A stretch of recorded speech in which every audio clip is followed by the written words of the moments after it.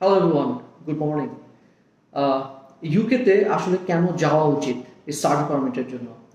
বাংলাদেশের যেসব স্টুডেন্টরা মূলত দেশের বাইরে পড়তে যেতে চায় তাদের মধ্যে একটা কনফিউশন থাকে। আমি যে ভিসার আগে যেই অ্যামাউন্টগুলো খরচ করব, তো সেই ক্ষেত্রে ওই অ্যামাউন্টটা আসলে কতটুকু কামব্যাক পাওয়ার চান্সেস আছে বা ভিসার এশিওরিটিটা কতটুকু।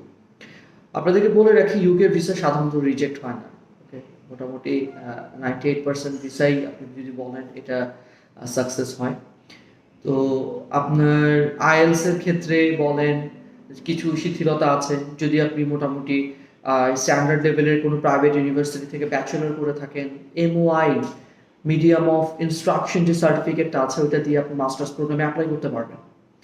সো আপনার এখানে আইএলটিএস এর ঝামেলা নেই। আর যদি কেউ ব্যাচেলর প্রোগ্রামে যেতে চান, 2-3 বছরের গ্যাপ যদি থেকে থাকে সেই ক্ষেত্রেও কোনো প্রবলেম নেই। অনলি